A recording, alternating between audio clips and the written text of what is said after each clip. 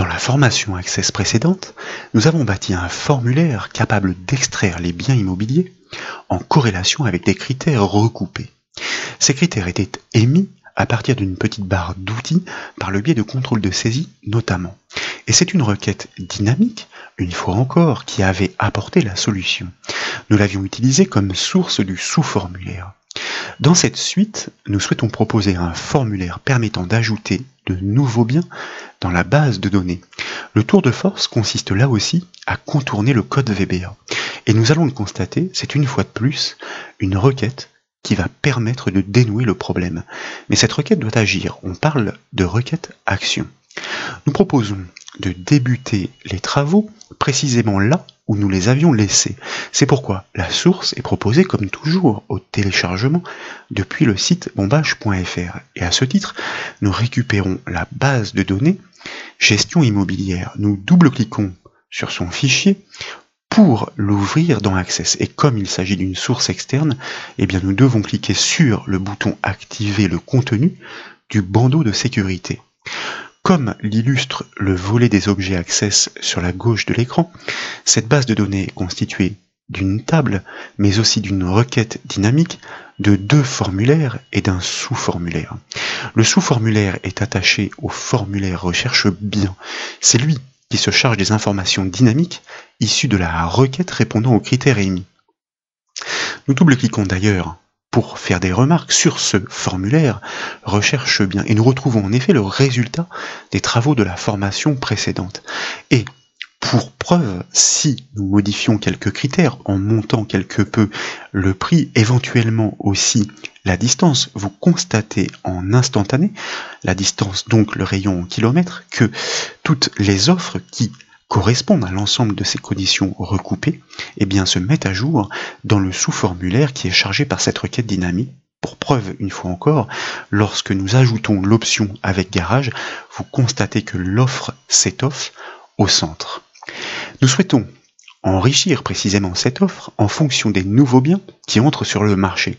Nous devons donc permettre d'ajouter un nouvel enregistrement dans la table biens au clic sur un bouton de formulaire. La requête dynamique se nourrit en effet des informations de cette table comme nous venons de le constater. Nous fermons donc le formulaire recherche bien dans la foulée. Je vous propose que nous double-cliquions sur la table bien pour l'ouvrir en mode feuille de données. Nous y constatons la présence des biens référencés sur plusieurs champs, bien superficie, bien prix, bien distance, etc. Ce niveau de détail a volontairement été simplifié pour ne pas parasiter les démonstrations. Les noms de ces champs sont importants. Nous allons devoir y faire référence pour produire une requête capable d'ajouter dans chaque colonne précisément correspondante les informations saisies par l'utilisateur depuis le formulaire. Et ce formulaire d'insertion doit permettre de renseigner chacun des champs de la table bien, la table qui est ouverte, pour ajouter une nouvelle entrée. Ce formulaire existe déjà afin que nous puissions nous concentrer sur l'essentiel. Il s'agira de bâtir la requête dont il faudra commander l'exécution. Nous fermons donc temporairement la table bien et dans la foulée, dans le volet des objets Access, je vous propose d'ouvrir par double clic le formulaire ajout bien. Vous notez donc la présence des différents contrôles de saisie correspondant aux informations de champs nécessaires pour enrichir la base de données lors de l'insertion d'un nouvel enregistrement. De même, constatez la présence de 3 cases à cocher pour honorer les champs de type oui/non que nous avions présentés dans la formation précédente. Avant d'entrer dans le vif du sujet, quelques prises de repères sont nécessaires. Pour cela, nous proposons d'accéder au formulaire en conception. Nous cliquons donc sur le bouton affichage du ruban accueil et dans la liste, nous choisissons la commande mode création. Nous veillons dans le ruban création pour ce formulaire que la feuille de propriété est bien enclenchée. Et puis nous allons sélectionner tour à tour l'ensemble des contrôles proposés sur ce formulaire pour noter qu'ils se nomment respectivement ville, prix, superficie, NB pièces, distance, car comme nous le disions précédemment, ces noms sont importants. Et si nous activons l'onglet données, nous remarquons que pour chacun d'entre eux, des valeurs par défaut et des règles de validité sont apposées. L'objectif est de ne pas autoriser l'ajout d'un nouveau bien lorsque des informations sont manquantes, lorsque par exemple le champ ville n'est pas défini. Nous sécurisons ainsi les actions et protégeons les données sources de la base. D'ailleurs, ces règles sont aussi définies sur chacun des champs dans la table source afin d'empêcher l'insertion malencontreuse d'informations non maîtrisées.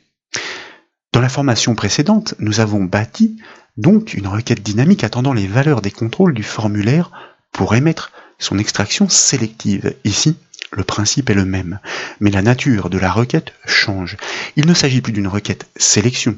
Selon les informations récupérées dynamiquement, elle doit créer un nouvel enregistrement dans la table bien de la base de données. De fait, il sera directement disponible depuis notre formulaire de gestion des offres, celui que nous avons consulté précédemment.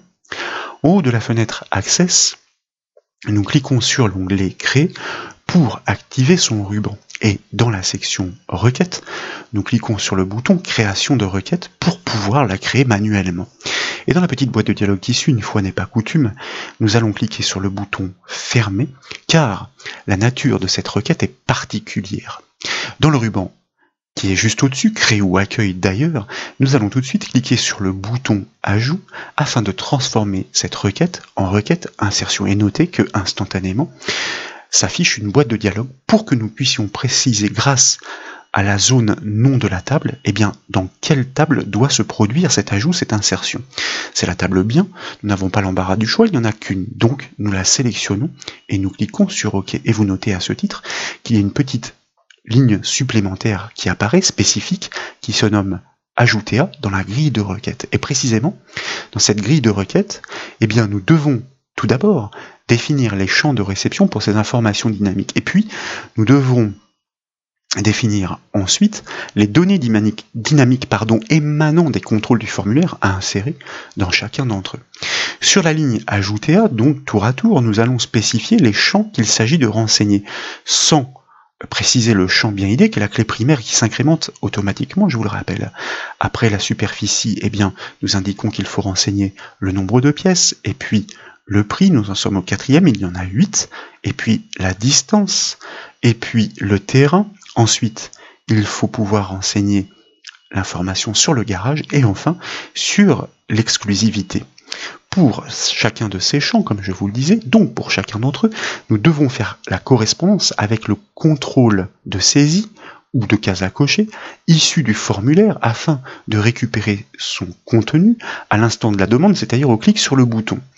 Dans la première colonne, donc pour le champ Bienville, nous allons dans la zone champ, nous allons cliquer avec le bouton droit de la souris dans le menu contextuel, choisir la commande Créer afin d'afficher, d'accéder au précieux générateur d'expression que décidément nous exploitons finalement souvent pour établir cette correspondance dynamique entre les différents objets à Access. Et je vous propose ensuite de déployer l'arborescence des formulaires jusqu'à atteindre notre formulaire Ajout bien, puisque c'est lui qui est conçu pour justement commander l'exécution de cette requête. Il faut pouvoir faire correspondre, c'est-à-dire récupérer l'information dynamique de la ville pour l'insérer dans le champ Bienville. Nous double-cliquons donc sur le champ ville et vous constatez que la syntaxe vient effectivement s'inscrire en haut de notre générateur d'expression et donc nous la validons. Et nous devons réitérer exactement le même procédé pour l'ensemble des champs afin de réaliser cette correspondance dynamique. Pour la superficie, eh bien, il faut établir la correspondance avec le contrôle superficie. Nous cliquons de nouveau droit pour cette fois-ci nous occuper de la correspondance avec le champ NB pièces depuis notre formulaire Ajout bien.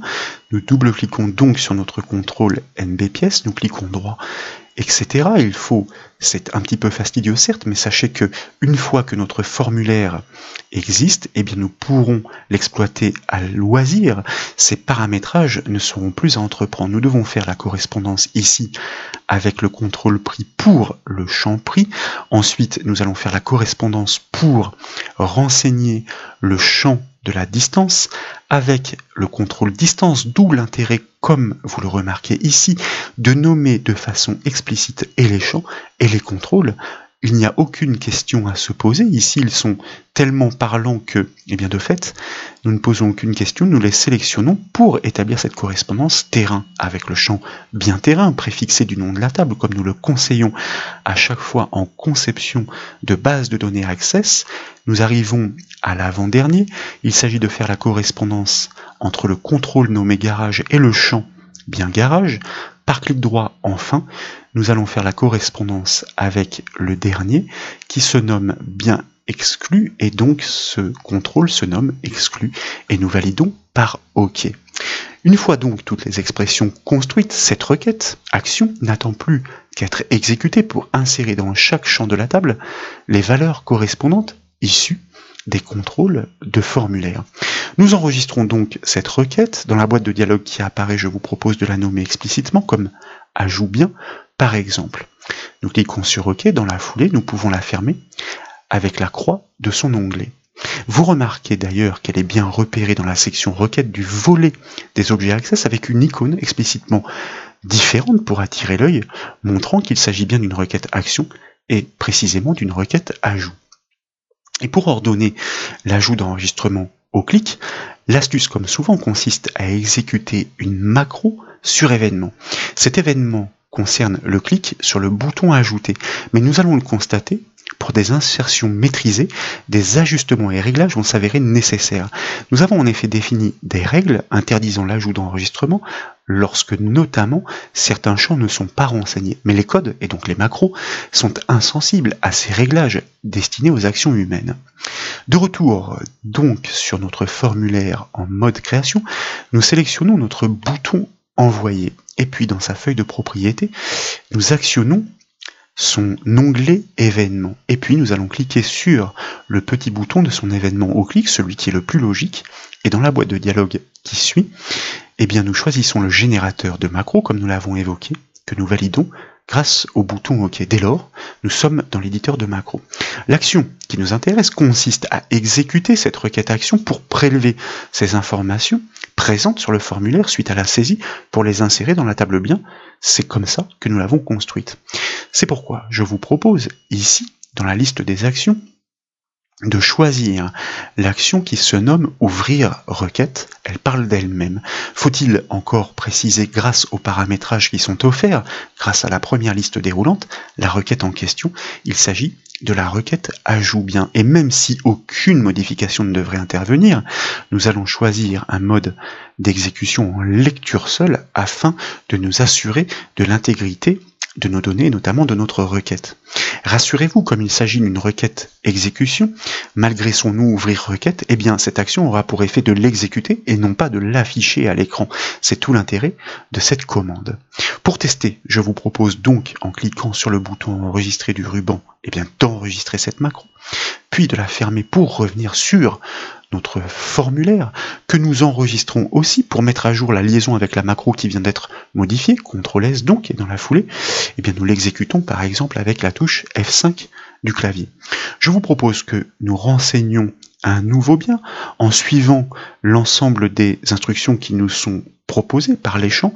Par exemple pour la ville de Valence, un bien à 165 000 €, constatez que toutes ces informations se formatent automatiquement car nous avons bien construit notre base de données en amont, qu'il s'agisse des euros, des mètres carrés.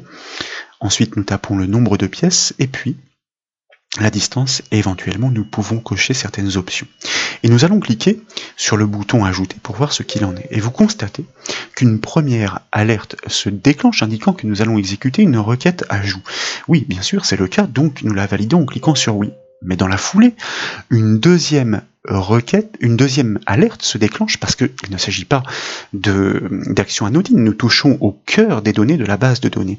Nous allons ajouter une ligne, oui, c'est ce que nous souhaitons, donc nous validons cette seconde alerte en cliquant sur le bouton oui. Je vous propose dans la foulée que nous double-cliquions sur l'objet bien pour ouvrir sa table en mode feuille de données et nous allons accéder à la fin de la liste pour constater qu'en effet, notre bien immobilier a été ajouté dynamiquement, sans code VBA. Et donc, ici, vous remarquez de plus que toutes les informations ont parfaitement été formatées. En revanche, ce qui nous gêne à ce stade, pour des raisons d'ergonomie, c'est cette répétition en cascade des alertes. Mais ce n'est pas tout. Dans un premier temps, je vous propose que nous fermions cette table bien. Nous avons constaté eh bien, le bon déroulement des opérations. Nous allons revenir donc sur le formulaire. Nous allons le fermer pour faire une remarque particulièrement importante. Et dans la foulée, je vous propose de le rouvrir, ainsi il sera purgé des anciennes valeurs qui étaient conservées en mémoire. Et nous allons cliquer sur le bouton ajouter. Et nous constatons exactement les mêmes symptômes, ce qui est très étonnant puisque nous n'avons à rien renseigné.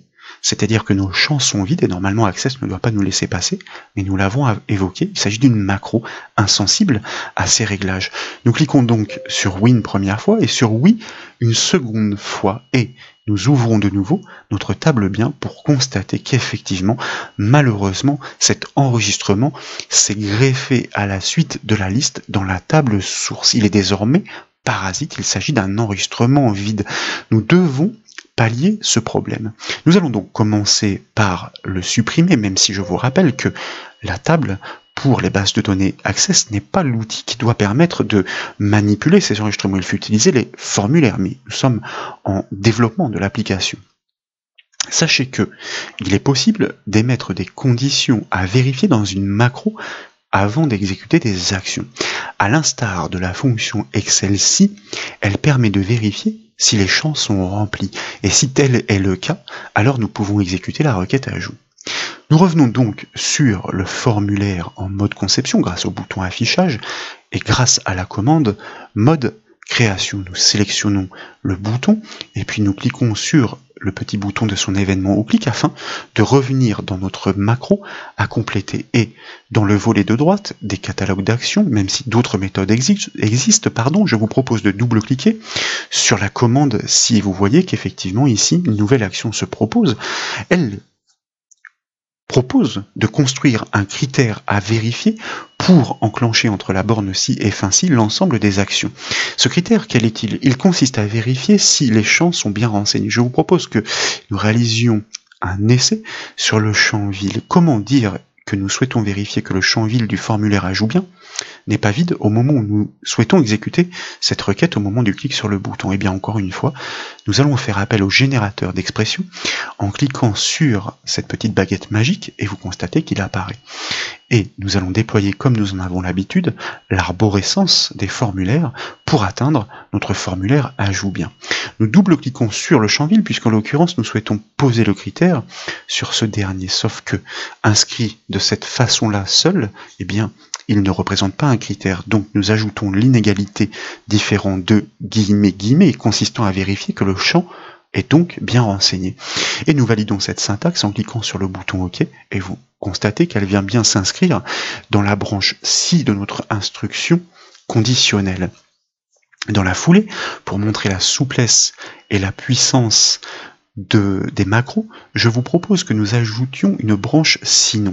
La branche sinon consiste à dire, eh bien voilà, si effectivement ce champ est vide, donc c'est le critère inverse, ça veut dire que le premier critère n'a pas été vérifié, eh bien nous devons en informer l'utilisateur pour qu'il sache pour quelle raison nous n'avons pas autorisé l'ajout, l'exécution de la commande. Donc nous allons lui afficher un message à l'écran grâce à la liste des actions, comme ceci. Tout en bas, vous allez choisir l'action zone message que nous pouvons paramétrer. Encore une fois, très souple, elle consiste en une boîte de dialogue. Nous pourrions par exemple lui donner l'indication suivante: tous les champs doivent être renseignés. Il saura ainsi quelle est la nature du problème et ce qu'il doit corriger. Tous les champs doivent être renseignés. Et nous pourrions même ajouter ici un titre à la boîte de dialogue pour prouver effectivement la souplesse et l'ergonomie de l'application que nous sommes en train de bâtir. Nous avons notre branche conditionnelle si et notre else, c'est-à-dire le cas contraire. Faut-il encore que notre commande qui consiste à exécuter notre requête action se déclenche lorsque ce critère est vérifié. Nous la sélectionnons et donc nous la glissons dans notre branche si, de manière à ce que effectivement cette action soit sujette à la vérification d'une condition en amont, c'est-à-dire en l'occurrence ici le critère posé sur le champ ville. Il conviendrait de vérifier la présence des informations dans tous les champs. Et donc ici l'astuce consisterait en cascade à imbriquer des commandes si les unes dans les autres, et si la superficie n'est pas vide, et si le prix n'est pas vide, etc., alors nous enclenchons l'action ouvrir requête. Mais ici, nous souhaitons démontrer le fonctionnement. Donc, Nous allons maintenant enregistrer cette requête. Alors, avant de l'enregistrer, tout de même, nous le disions tout à l'heure, j'allais l'oublier, nous estimions que ces boîtes de dialogue, ces alertes en cascade, étaient problématiques, parasites. Nous souhaiterions les couper. Et pour ce faire, je vous propose, dans un premier temps, dans le ruban création, de cliquer sur le bouton « Afficher toutes les actions », car des possibilités obscures, jusqu'alors masquées, vont être révélées, car Access considère que de telles actions ne peuvent pas être enclenchées sans une certaine maîtrise. Mais là, en l'occurrence, nous sommes en train de bâtir une application professionnelle. Nous savons parfaitement ce que nous sommes en train de bâtir.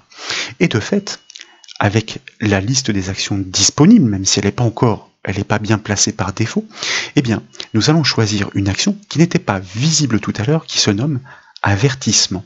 Et nous allons conserver effectivement le réglage par défaut sur nous, puisque l'objectif est que, précisément, tous les avertissements, les alertes, les boîtes de dialogue ne soient pas enclenchées. Les boîtes de dialogue système, donc de l'application Access, pas celles que nous paramétrons nous-mêmes. Mais pour qu'elle puisse prendre la main, eh bien, il faut qu'elle intervienne en amont. Donc, nous la glissons juste au-dessus de l'action ouvrir requête dans l'instruction si, bien entendu, l'objectif étant qu'Access ne nous prévienne plus qu'il va exécuter une requête action et qu'un nouvel enregistrement va être ajouté, puisque c'est précisément ce que nous avons programmé, ce que nous avons construit. Pour tester ces modifications, nous enregistrons donc notre macro, nous fermons l'éditeur de macro, nous sommes de retour sur notre formulaire en conception, donc nous l'enregistrons pour mettre à jour la liaison avec la macro ainsi modifiée, et nous l'exécutons avec la touche F5 du clavier. Et puis, sans ne renseigner aucun champ, nous cliquons sur le bouton ajouter, et cette fois, comme vous le constatez, eh bien la route est barrée. L'alerte que nous avons programmée se déclenche instantanément grâce à la branche sinon de l'action si. L'ajout de données est interdit lorsque les champs ne sont pas renseignés, même si, encore une fois, ici, nous n'avons vérifié le critère que sur le champ vide. Mais du coup, il est très simple de le faire pour tous les autres. D'ailleurs, et nous allons vérifier, nous validons cette alerte, si nous ouvrons la table bien et que nous glissons l'affichage tout en bas des enregistrements, nous constatons que cette fois-ci, aucun enregistrement vide n'est à signaler. Nous sécurisons donc l'application et le formulaire d'insertion. Je vous propose de fermer cette table pour procéder cette fois-ci à l'ajout d'un bien parfaitement renseigné. Nous pourrions par exemple définir la ville de Montélimar pour un bien qui dépasserait les 150 000 euros à 185 000 par exemple, avec une superficie en adéquation, un nombre de pièces en adéquation, et une distance, c'est-à-dire un rayon par rapport à la localité de recherche, et puis des options, un terrain et un garage. Nous cliquons sur le bouton ajouter, et cette fois-ci, vraisemblablement, rien ne se produit puisque plus aucune alerte n'est déclenchée grâce à l'action avertissement réglée sur nous, et que nous avons introduite dans la branche si en amont, c'est-à-dire avant l'exécution de la requête dynamique. Est-ce que ce bien a vraiment été inséré dans la table? Nous allons le constater.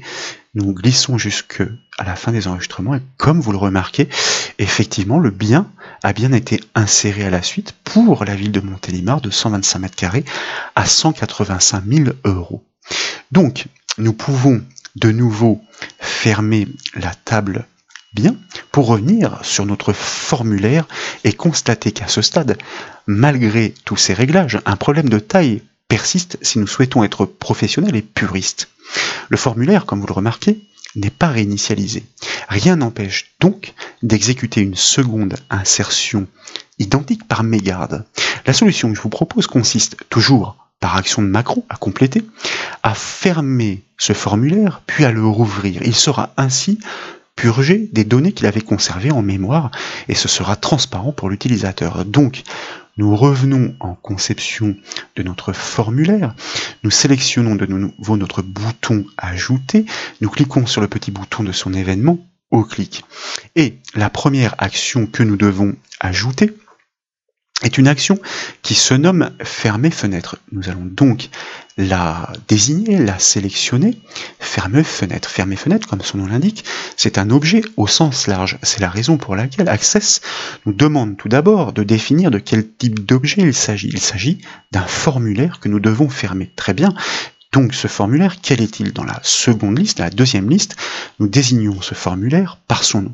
Nous fermons dans un premier temps donc le formulaire ajout bien. Et comme nous ne souhaitons pas avoir d'alerte, à tout hasard, nous allons choisir oui pour enregistrer, mais normalement aucune modification ne devrait intervenir, sauf si nous intervenons en modification, en conception. Nous choisissons oui, mais sans confirmation pour qu'il n'y ait pas d'alerte. Et bien sûr, cette action doit intervenir dans la branche de notre instruction conditionnelle juste après l'insertion. Donc nous la cliquons et la glissons. Sauf que pour que ce soit transparent pour notre utilisateur, il faut que dans la foulée, nous rouvrions ce formulaire purgé des anciennes données qui avaient été préservées en mémoire. Et c'est pourquoi, donc je vous propose, et elle parle d'elle-même, de choisir l'action ouvrir formulaire. Et comme elle est explicite, nécessairement, le type d'objet n'est pas à définir. En revanche, son nom, oui. Il s'agit d'ouvrir le formulaire ajout bien en mode standard. Donc nous conservons tous les autres réglages tels qu'ils sont proposés par défaut, et dans la foulée, nous allons glisser cette action sous la précédente pour qu'elle intervienne chronologiquement après la fermeture du formulaire en vue de pouvoir purger les champs qui avaient été renseignés pour ajouter un nouveau bien et rouvrir le formulaire vidé pour procéder éventuellement à une nouvelle saisie. Nous enregistrons donc les modifications, nous fermons l'éditeur de macro, de retour sur notre formulaire, nous sauvegardons pour mettre à jour ce lien dû aux modifications avec la macro, c'est une sécurité dans tous les cas qui est nécessaire, nous exécutons notre formulaire avec la touche F5 du clavier, et nous allons ici saisir, vous voyez que les valeurs par défaut sont conservées du fait que nous étions en conception. Nous choisissons par exemple la ville de Grenoble avec un bien, pourquoi pas, avec un prix encore un peu plus élevé, une superficie que nous pourrions conserver à l'identique et une distance forcément plus importante, avec pas de terrain mais un garage. Nous cliquons sur le bouton ajouter et vous remarquez que plus d'alerte, et dans la foulée, notre formulaire est parfaitement réinitialisé. Ça veut dire que nous ne risquons plus ici d'ajouter le même bien, et comme notre formulaire est vidé, de fait, si nous cliquons sur le bouton ajouter, c'est la branche Chinon qui, en garde-fou, se déclenche pour interdire cette insertion d'enregistrement parasite, car les champs ne sont pas renseignés. Est-ce que notre bien a été correctement ajouté dans notre table? Vous constatez que c'est bien le cas. Pour la ville de Grenoble, toutes les informations strictement identiques aux saisies que nous avons émises sont respectées et insérées dans tous les champs correspondants.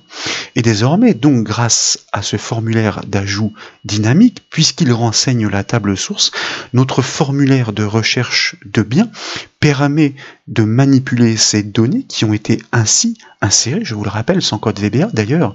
Qu'en est-il si nous montons la fourchette de prix? Tiens, nous allons choisir un prix suffisamment élevé pour être large, et vous constatez que, il y a un enregistrement supplémentaire qui a été ajouté, mais comme le rayon est insuffisant, puisque toutes les villes que nous avons renseignées se trouvent au-delà, pareil, on va ici volontairement augmenter ce rayon pour constater, comme vous le remarquez, que l'ensemble des enregistrements qui désormais correspondent à ces critères viennent bien se greffer dans la liste des offres qui correspondent aux exigences du client.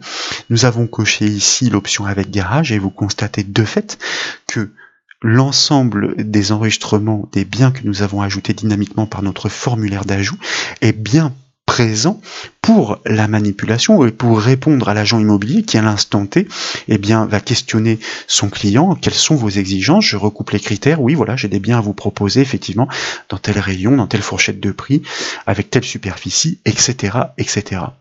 Il est donc à retenir la puissance des requêtes dynamiques qui décidément permettent d'articuler l'ensemble des objets Access afin de produire de véritables applications professionnelles sans l'appel du code VBA. Et au travers de cette formation, nous avons de même donné un aperçu intéressant sur la puissance des macros quant aux actions qu'elles permettent d'engager, mais aussi d'analyser avant la prise de décision. Voilà donc, j'espère que ces démonstrations vous ont plu. Si c'est le cas, comme toujours, je compte sur vous pour mettre un petit j'aime à la vidéo, et comme vous le savez, vous pouvez retrouver toutes les autres formations sur le site bombache.fr. Je vous remercie.